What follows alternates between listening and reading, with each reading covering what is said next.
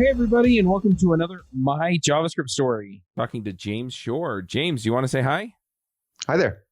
Now, we had you on episode 275. We talked about the evolution of Agile, or Agile, I've heard it said both ways, and evolutionary design. And I remember just being fascinated by a lot of the ideas you brought around. And I know that you're still working on a lot of ideas around Agile. Do you want to just give kind of a brief introduction to yourself and what you're working on these days, and then we'll dive into sort of your story in code?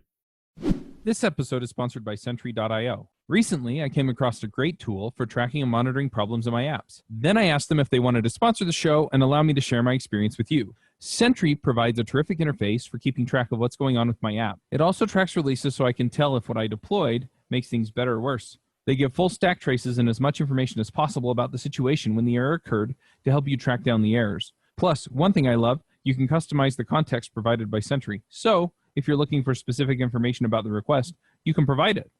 It automatically scrubs passwords and secure information, and you can customize the scrubbing as well. Finally, it has a user feedback system built in that you can use to get information from your users. Oh, and I also love that they support open source to the point where they actually open sourced Sentry if you want to self-host it. Use the code devchat at Sentry.io to get 2 months free on Sentry's small plan. That's code devchat at Sentry.io. Yeah, absolutely. So I'm James Shore. I've been working in the Agile community as a practitioner, programmer, and a coach since 1999. So I've been around for a while. And these days, I am working on something called the Agile Fluency Project, which is our goal is to help companies practice Agile at the level that's fit for them. We can talk about that more later, I suppose. Yep. Yeah, we'll definitely dive into it. To get us started, though, I really want to go back to how you got into programming in the first place. Yeah, let's see. Well, I was one of those geeks that was fascinated by computers. So I started programming when I was a kid, and I have this memory. I was 15, and of course, as a 15-year-old, I don't want to say how old I am because it might be embarrassing. Older than 15. Definitely older than 15. I was programming on an Apple II. The language available on the Apple II was AppleSoft Basic. AppleSoft Basic had this lovely capability in that, it was a classic BASIC. It had line numbers, it had goTos, it had goSubs, and it had variables that ended in symbols saying whether they were strings or integers or whatever. And a $sign would represent a string. Mm-hmm. It had this lovely capability that you could use variables of any length. But only the first two letters actually mattered. So if you named a variable, if you named a variable can and you named another variable cannery, it was the same thing. Oh, really? Yeah, because only the first two letters matter, and they both start with CA. So gotcha. CA $sign would be the variable CA string. So I, of course, as a young geek, am really into Dungeons and Dragons. And actually, to this day, I'm still really into Dungeons and Dragons. I don't know if that's something I should be proud of or not. But I was writing, as every young geek must do, I was writing a D&D character creator. And it was the most complicated thing I'd ever written. Mm-hmm. And I'm slinging the variables, NA string for name, RA string for race, CL string for class, and goTos and goSubs, and it's all just the biggest, most complicated program I've ever made. And I have this memory of from one moment to the next, it was all in my head, and then something happened. Maybe I had to go have dinner or got distracted by something, and I came back into it, and the whole structure just fell apart in my mind. I think a lot of had that experience, right? Yep. Where you have it all and then poof, it's gone.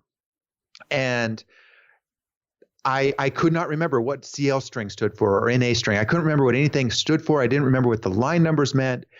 And that was a really transformational experience for me. It's why I got into Agile. It's why I got into, I started learning about Pascal and structured programming and then object-oriented programming. And that experience of knowing everything that I needed to know one moment to knowing nothing and not being able to make any changes. And of course, I never worked on that program again because I couldn't figure it out. That was really transformational for me. And I would say that more than anything else is how I got into real professional programming, was that experience of building something too complicated for me to understand. That's really interesting. And yeah, you said you were 15 at the time. I have 15, 16, 17, I remember. Yep. But yeah, when I was a teenager. So how did you progress from that to be, because I'm assuming you've built more complicated things since then. Well, the D&D character build is still sort of the pinnacle problem, right? No, John, not really. Yeah, it's right up there with traveling salesman, right? Yeah. Well, it is actually a really interesting problem, because the hard problems in programming, at least from a design perspective, are the human problems. Like, there's nothing worse than dealing with calendars and time, right? And leap seconds and all that crazy stuff. Algorithms are nothing in comparison to the complexity of building an application that has to deal with human problems. And design is something that's always fascinated me. I'm terrible at algorithms. You wouldn't hire me to do a practical traveling salesman solution. Right. But design problems where you've got all these human rules that, of course, because they're human, are incredibly baroque, and even the people who are the experts in the field don't all agree on what the rules should be, or what the rules really are in practice. Those problems, that's where, when you're designing a big piece of software, that's where the real challenges come in my opinion, is figuring out how to represent those rules, which in the human world are sort of bashed together just by people hitting their heads against them for a while until they come to some sort of vague consensus. But in a computer, you've got to have them actually be concrete, and you have to resolve all those contradictions. So how do you do that, and how do you do it in a way that somebody can read and understand? So yeah, that D&D problem, I think, actually represents sort of in a microcosm the real world, because it's full of weird vagaries and interpretations and so forth. Yep, absolutely. How did you go from the hobbyist teenager to professional software developer? Well, like I said, I was a total geek. So I was involved in something called FidoNet, which was sort of like a pre-internet. It was a messaging system that was linked together through people calling it to phone-based bulletin board systems. I don't know if you ever got involved with the BBS scene. I didn't. Yeah. So before the internet, the way people communicated was through modems, of course, Yeah, I am old enough to have used a modem.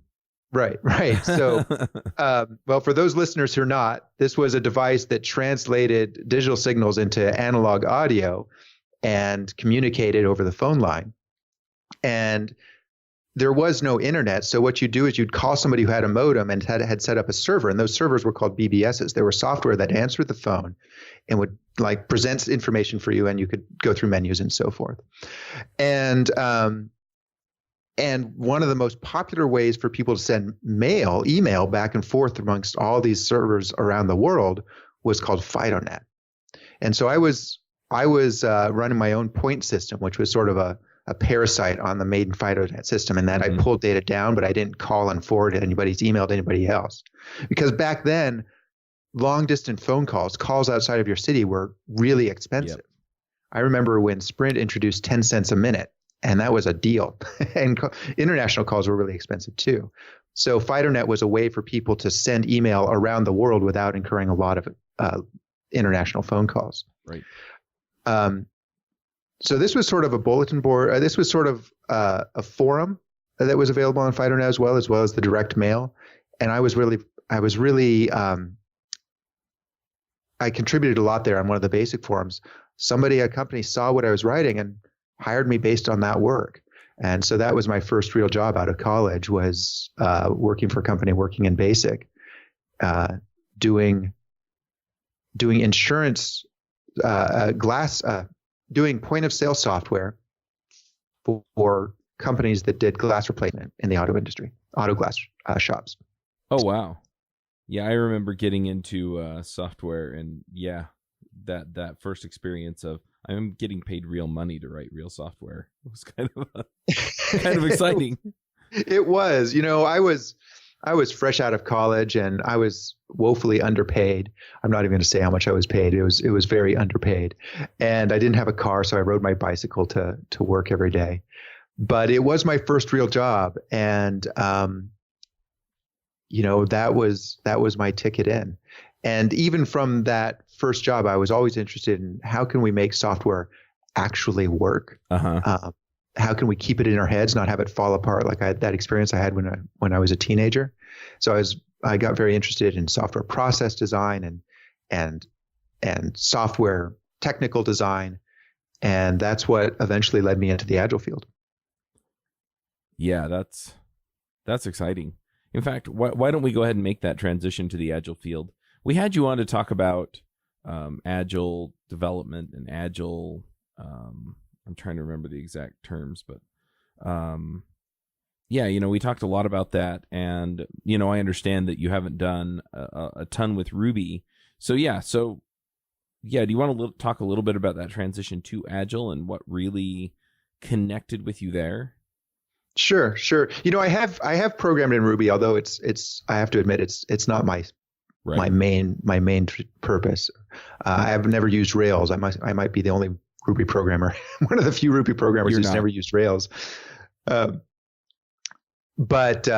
I did use Ruby to write a Monte Carlo simulation for yet another D&D project. So there is that. I have done real software, but just for a hobby. But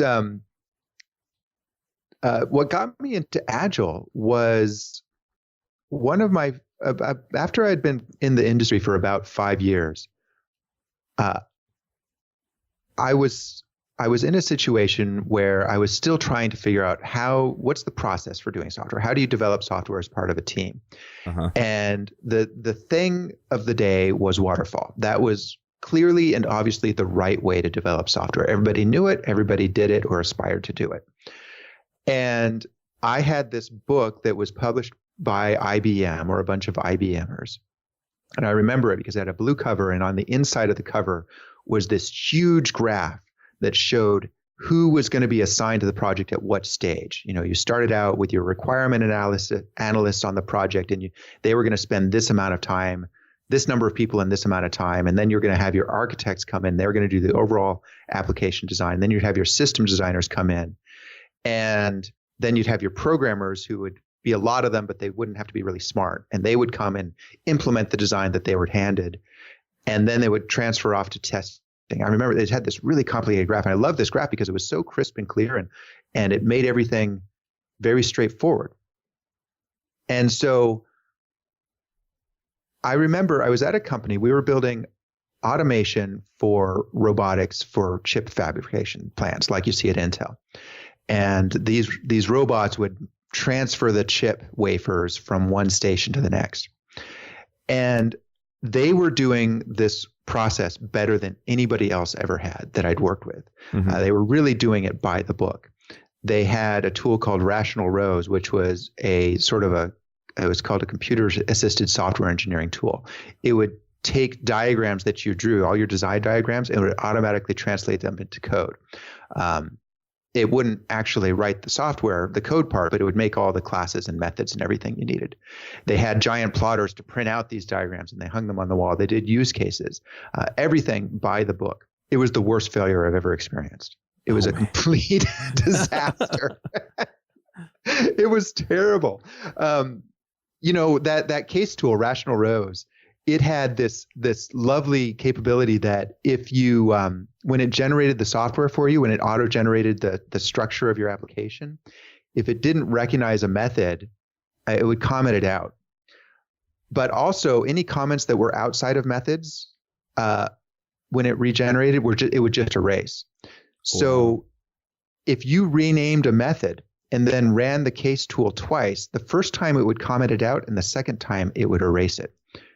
So that was, and it was all binary format. So you couldn't couldn't have two people editing the same diagram at the same time. And of course there's just a couple of diagrams for the entire system. It wasn't just rational though. We switched away from that. It was just the whole idea that you can predict so precisely who's going to be doing what and have everything just flow from one person to the next. It just it didn't work. The places it had worked despite the process, not because of it. Right. But I had been really invested in, I knew from reading all these books that this was the right way to do it. So I came away from that feeling very disillusioned. Well, if this isn't the way to develop software, how can software possibly be developed? And I ran across a book called Modeling in Color, because back in those days, because waterfall was all about getting the design right before you started programming, there were all these books about how do you write your designs, how do you model them, how do you draw your design. There was the universal modeling language, was the sort of the big new tech of the day. This is in late 90s. And one of these books was Modeling in Color. And also Martin Fowler had a book called UML Distilled. And UML.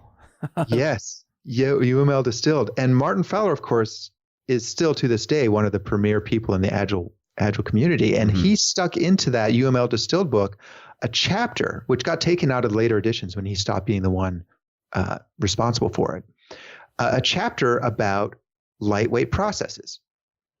And this Modeling in Color book also had a chapter in it about a lightweight process called feature-driven development. Well, lightweight processes were what in 2001, or maybe it was 2000, got renamed to Agile. It was this idea that rather than having this everything precisely defined in advance about how your process is going to work, and you have these people at this time and these people at this time, that maybe, just maybe, having smart programmers instead of an army of dumb programmers implementing other people's design, having smart programmers who work together, self-organize, and work directly with their customers to understand what needs to be done, maybe that would be a good idea. And this idea was just starting to sort of take root in the late 90s. It was very much a grassroots programmer-driven movement. And as a programmer who had just been really badly burned by waterfall, done as purely as it could possibly be done and failing as badly as it could possibly fail, I just latched onto it. And I tried out feature-driven development. And then on that project, one of the people said, hey, you should check out this thing called extreme programming on WikiWeb. And I said, extreme what? And wiki what? And I said, that sounds completely silly. And we're doing this feature-driven development thing. So no, we're going to do that. But I checked it out. And at the time, WordsWiki, which was the original WikiWeb, was just this incredibly vibrant place with all these people experimenting and trying things. And extreme programming was being developed there. And so I read all about it. And on my next project, I tried it. And it worked really well. And from that point on, I was hooked. That's amazing. And I think it's interesting, too. A lot of times we don't go look for these solutions until we really have the pain. Yeah, that's so true. Do you think you would have found agile development or feature-driven development if you hadn't had a colossal failure, I guess, with waterfall? I don't think, if it had worked, I would have stuck with it because I wasn't looking for anything else. I think your point about we learn through pain is so true. I think in many ways, the best learning comes through failure. And I used to chair an experience report track I've been involved with experience report tracks in conferences. And when people submit an experience report to a conference, they always talk about what they did that worked. But when I was selecting papers, I would always look for and encourage people to share what happened that didn't work that caused them to go to what they did that did work. What's the context? Because there's all these ideas that work for certain people in certain situations. And I believe that they work, but that doesn't mean they're going to work for you and me. Right. What we need to know is what's their context? What's the situation that's going on? What did they try that didn't work? So we can learn the situation the solution that did work, what does that apply to? Right. Yeah, I completely agree. Because, I find, even on the technical end of things, right? You have people that are saying, well, this solution works for my case. And somebody else says, well, I tried that and it was a total bust. And once you really dive into it, it turns out, well, you folks are working under completely different contexts from each other. Yeah. Well, you see that. we in the programming industry, we love to fight about trivial things, right? Like VI versus Emacs or that's not whatever. trivial. Emacs is obviously the way to go. How about tabs versus spaces then? Yeah, I'm with you on that trivial, one. no. As long as you agree with me anyway. Yeah. On that, one of the projects that I led, I said arguing over brace placement and other syntactic things is not a good use of our time. So use whatever you want. Just follow whatever files you're in. Use the same pattern. Of course, they didn't. We ended up with 4 developers. We had 3 different brace styles throughout the entire application. And you know what? Didn't matter. The stuff that really mattered was design standards, like how do we deal with exceptions and nulls and stuff like that. Yeah. And going back to an earlier point, on a lot of these things, the conversations that I've had around a lot of these on the teams that I've worked on usually boiled down to, do we want to enforce this? And then if we do, we're going to give ourselves a half hour to hash it out. And then we'll have our linting tool tell you if you violated it, and that's exactly because it's not worth a 3-day debate over where you put your braces. Right. I have to admit, I have my preferred brace style, and the wrong brace style I find incredibly irritating. But I'm a professional. If I'm working on a project in a team where they've chosen a different brace style, I'll just deal with it, because ultimately, in the grand scheme of things, my personal dislike is not going to help us create better software. Yeah. Well, and it's funny too, because you bring that up, and it's not a debate that we really have in Ruby, because when you define a method or something, you just new line. And that's a good point. It comes up more when you're talking about blocks. And even then, most people agree that if it's one line, it gets braces, and if not, then it gets a do end. And so it's really easy to just kind of conform, because it just kind of flows naturally that way. But the biggest show that I'm involved in is a JavaScript podcast, and yeah, I see this battle fought, and it's really kind of funny. Yeah, I've been doing a lot of work with JavaScript the last couple of years, and the JavaScript community is fascinating because it's this incredibly vibrant, fast-changing community, which for newcomers, I think drives them crazy, because you don't know what the current standards are. There's not really any standards, but it leads to this really neat crucible of ideas, where new ideas are constantly being tried, and the better ones are being created and old ones are getting discarded. It does, as a participant in that community and as a programmer, you do have to manage your time carefully and not get caught up in the fads, I think. Yeah. But it is a neat community for that reason. Well, there are standards out there. The thing that's interesting about it is that most of those standards transpile to the others. Yeah. Which is really weird, but I think it does also, like you said, add to that crucible of ideas that comes about, right? Because I work in my own way, and then as it translates over to the way that you work, then it's, this brought out this interesting meld of these other couple of ideas that we never considered. Yeah. This is a little bit of an aside, but we were talking about sort of the journey of the professional and my personal journey through that process. And one of the things that I've come to realize is that if you're the kind of person who sees an unfamiliar idea, let's say that you really prefer tabs and somebody's using, or you really prefer spaces and somebody's using smart tabs, right? Or you really prefer your braces in one style, or you really hate semicolons or whatever. If you see something that somebody else is doing and it's different, and you can't get past that, if you see the JavaScript community and you can't get past the left pad debacle, or the fact that there's a million dependencies or this or that, and that's what the only thing you can talk about when you engage with the community, that's a real sign of immaturity.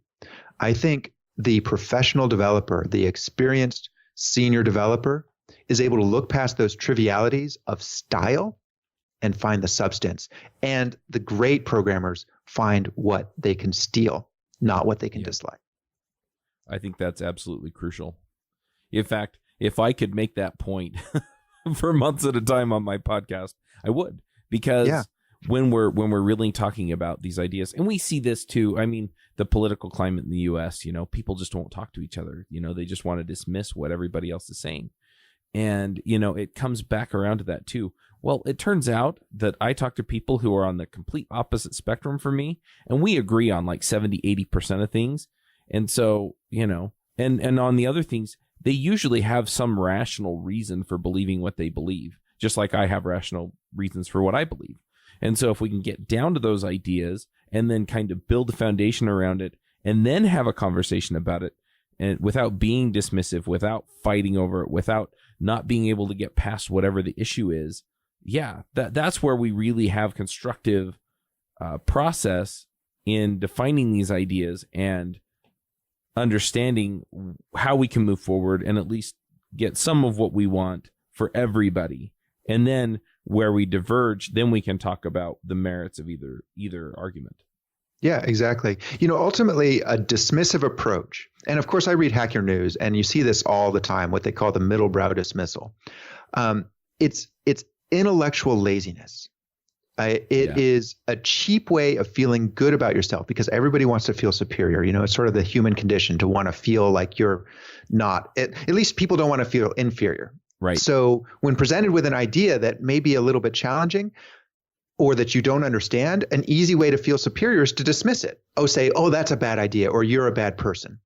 And it's just complete laziness rather than taking the time to understand what's really going on. I mean, the idea may still be wrong. It may still actually be a bad idea.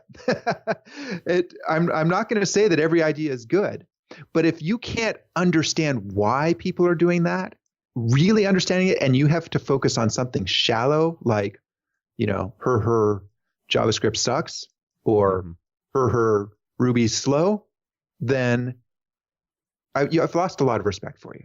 Yeah. Because you're showing that you're somebody who values feeling good about yourself more than you value really understanding the root of what's going on. Yep, absolutely. And I could dig into this a whole lot more, but the show's about you and your journey. And it's important, I think, to highlight these issues, but I do want to move on just in the interest of time. Sure. So let's talk about what you feel like you've contributed to the programming community. I mean, what things have you worked on that you think are important for people to know about so that they can go and make their development practices better? Yeah. Well, of course, I've been heavily involved in the Agile community for a long time.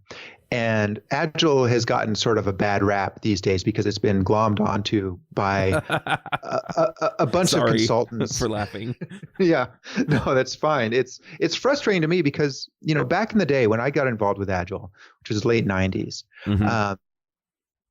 it was a grassroots movement led by programmers in reaction to this desire of managers to dehumanize people, to hire cheap replaceable programmer parts that and put these rigid processes on top of them to force them into working in a certain way. Agile was have to say on that count that it's not Agile that's disproven that, but the teams that have worked that way, it has failed over and over again. Some teams can work that way and get stuff done, but most teams that I see, they wind up losing people over it and ultimately failing because they see programmers as, interchangeable parts instead of people.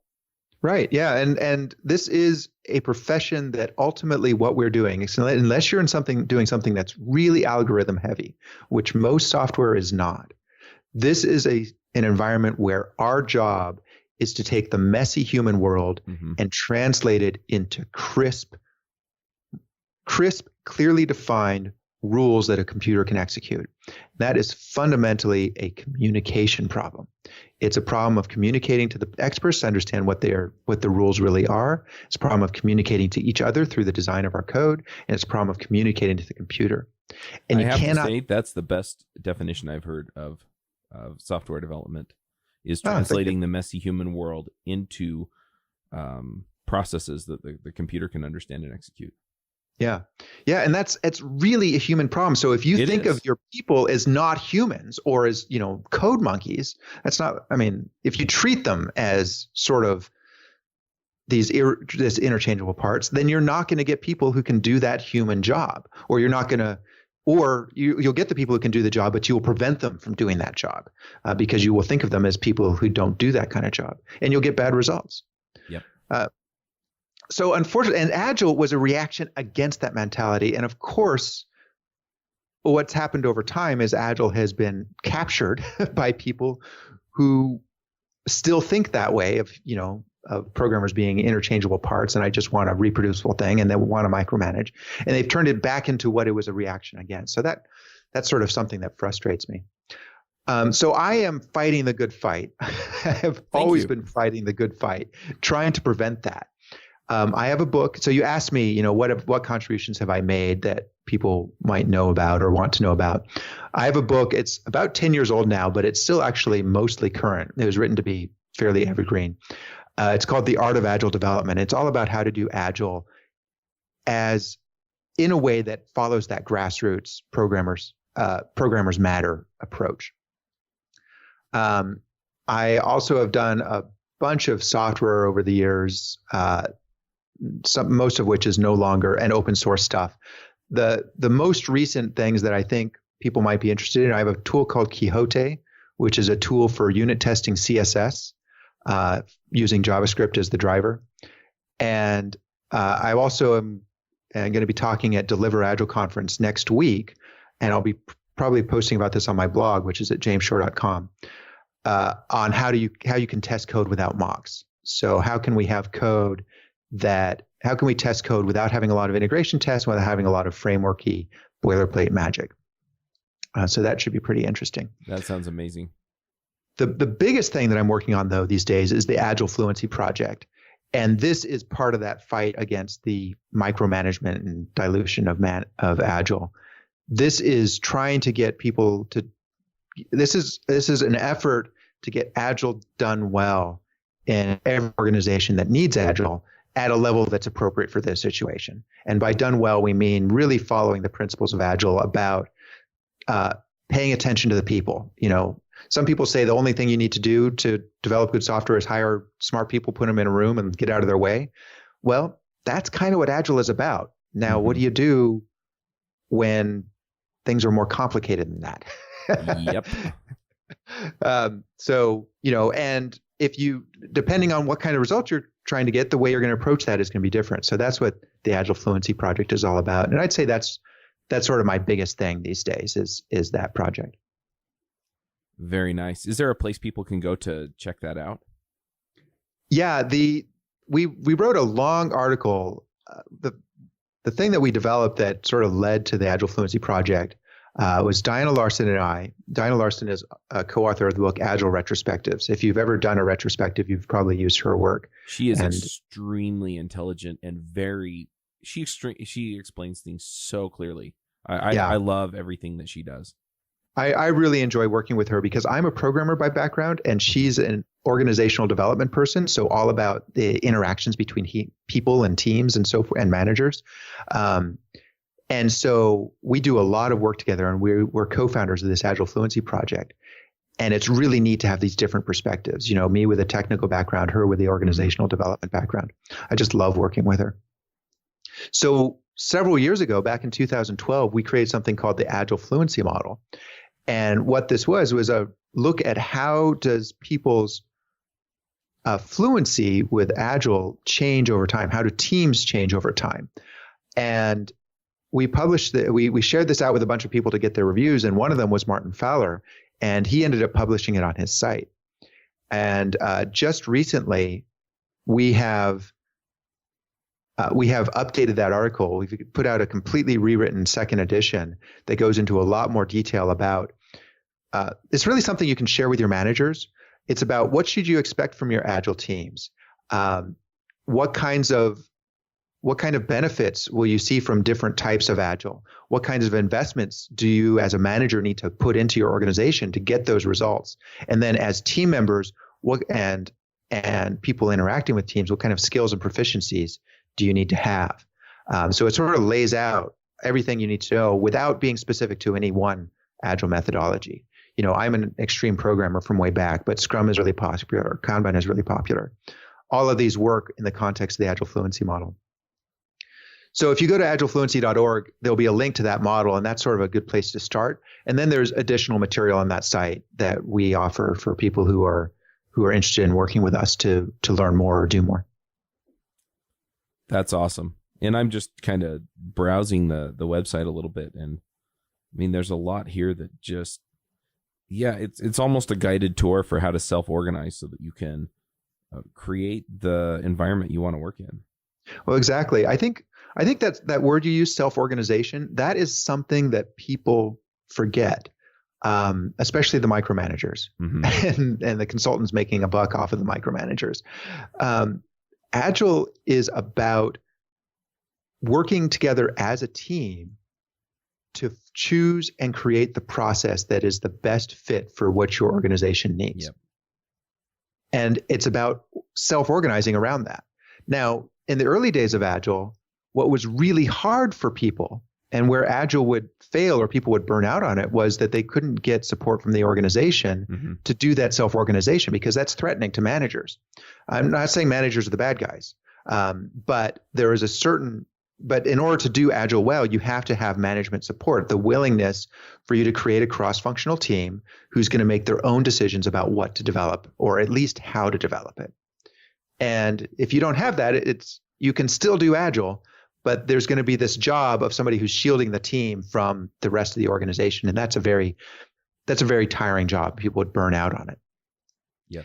Nowadays, when I see people complaining about Agile, they're in that situation where they still have the lack of self-organization, but now what's been imposed on them is all the superficialities, like story cards, or worse, Jira, which isn't really an Agile thing at all, or points. We're going to measure your productivity through telling you to estimate your cards and points, and the more points you do, the better you're doing. That's completely wrong. It's just it's so wrong. I don't even know how to start saying how wrong it is. For anybody listening to this, if you are evaluating your productivity using velocity or story points, you're doing it wrong. Velocity is a prediction tool, not a performance metric. But anyway, I've worked in that scenario before. Yeah, you don't get me started. I can rant about this all day. But yeah, I honestly, I just look at this and I'm like, I'm thinking to myself, where was this? 7-8 years ago when I was in like the nightmare team, or when I was trying to organize, and not knowing exactly what I was doing. Because I think a lot of these tools, it's not just for software teams to adopt on their own, but I mean, I'd been programming professionally for like 2 years when I became a team lead. And so just having the tools, like having a guided path for this, it would have been so handy to have, because it would have been, okay, look, we're going to talk through these things right now. And we kind of have an eye on what's coming next. But we're going to start creating this system that we all, feel good about, that we're all going to follow, that's going to work for us. And, it takes some other organizational leadership skills that you have to have in order to be a team lead that can, guide this kind of thing through.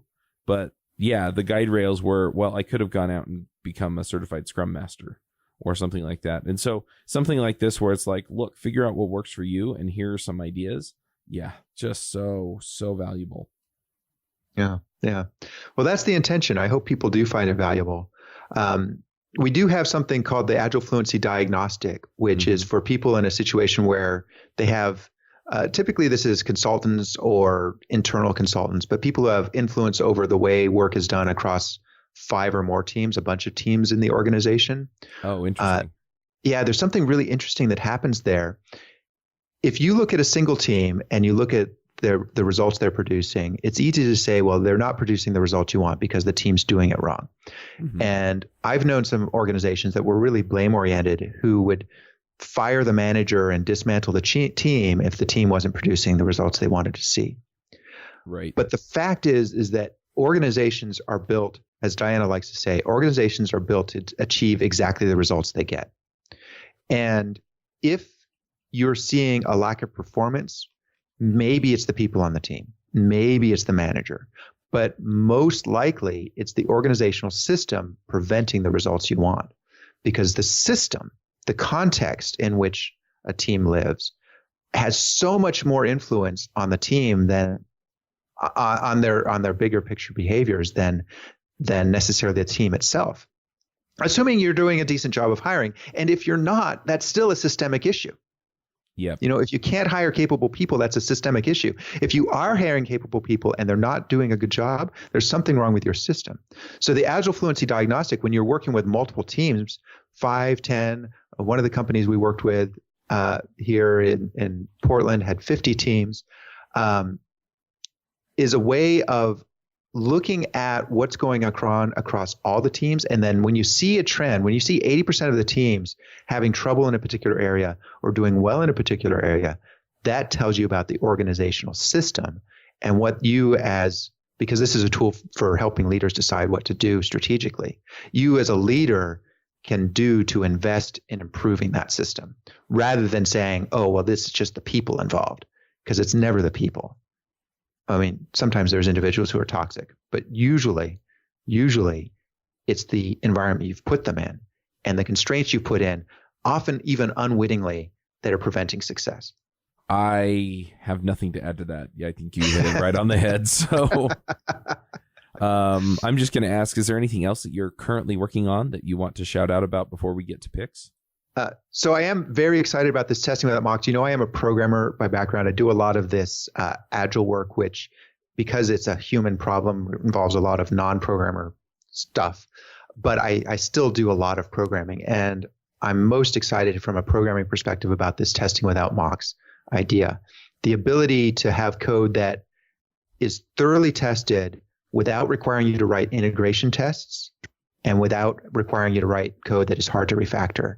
I think this could be a pretty big deal. And I'm going to be writing about it on my blog after talking about it at my conference. So do keep an eye on that. It's jamesshore.com. There's an RSS feed, and I'll be posting on that soon. Maybe even by the time the show goes up. Awesome. Well, we'll look forward to it. So one last thing before we do picks is, if people want to see what you're working on now or kind of follow what you're thinking about, usually people at this point will shout out a Twitter link or a Twitter handle or a blog URL, which you've already shared, or GitHub or things like that. So yeah, where do you think out loud on the internet? Oh, all over the place. I do tweet. My Twitter handle is @JamesShore. My GitHub, which has that Quixote CSS testing tool, which I work on whenever time allows, which unfortunately is not as often as I'd like. My GitHub is github.com/JamesShore.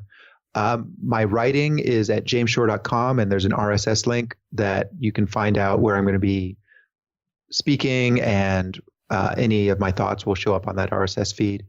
And then if you're interested in the Agile Fluency stuff, then go to agilefluency.org, and there's a link that says join the conversation, and that will bring you to a Google group. That will allow you to join a Google group where we share what's going on there. And for anybody out there who is working with multiple teams, we'd love to talk to you about the Agile Fluency Diagnostic. I think we're doing some really cool stuff there that we're looking for people to work with on it. Terrific. Well, I'll just encourage people to go check out all of those things, because yeah, I think it's critical that we have these conversations on our teams. And yeah, all the work that James and Diane and other folks are doing out there. I mean, if you're struggling needlessly, just, stop and take a minute to see if there's something out there that will help you out. All right, let's go ahead and do some picks. Do you have some things you want to shout out about? Yeah, two things that had caught my attention recently. First is Neil Killick had this amazing thread on Twitter, and I'll send you the URL to share with your viewers. It was just this thread about how to slice stories. People always ask, how do we write stories? How do we break them down? User stories from the Agile perspective. How do we break them down so we can accomplish them and show progress without contorting ourselves? He has this great thread on that. And second, if you haven't seen her stuff, check out Vihart. She does YouTube videos about mathematics, and they're always fun to watch. She's impressive too. Cool stuff there. Yeah, she was really involved in AR and VR for a while, but now she's gotten back into doing these mathematics videos, and they're lots of fun. Very cool. Well, I'm going to do a couple of shout outs myself. First of all, this last week I was at NGConf, and it was a ton of fun. So if you're into Angular and you haven't been to NGConf, see about coming next year. I'm pretty sure they announced the dates. It's going to be at the beginning of May. coming up. So anyway, definitely look into that. I'm also going to shout out the theme of the conference was Ready Player One / the 80s. And if you haven't seen the movie was pretty darn good. If you've read the book and haven't seen the movie, get rid of all of your expectations and then go see the movie. This is what I'll say there. Because I went and saw it after having reread the book for like the third time. And I was thoroughly disappointed. And at the same time thinking, that was actually a decent movie. And then I went and saw it again at the conference, knowing then that it, the way that it resembled or didn't resemble the book was kind of, what I was thinking along those lines. And anyway, so watching it, knowing that my expectations weren't going to be held up as far as the book goes, it went much better the second time, and I liked the movie a lot better. So yeah, I'm just going to throw those out there and let people know to check those out. I've also been doing interviews with people at conferences. So if you want to go see interviews, so far I have NGConf and NG Atlanta. So those are both Angular conferences. It looks like I'm probably going to wind up going to FluentConf if you're a web developer, which a lot of our listeners are. So, sometime in June, keep an eye out for those interviews coming up. And if you're in any of those areas in San Jose, or I'm going to be in Seattle the beginning of May. So yeah, if you're interested and you're in any of those areas, let me know, because I like meeting new people. And we'll go ahead and wrap this up. Thanks for coming, James. Oh, my pleasure. It's been a blast. All right, we will wrap it up, and we'll catch everybody next week. Bandwidth for this segment is provided by CacheFly, the world's fastest CDN. Deliver your content fast with CacheFly. Visit CacheFly.com to learn more.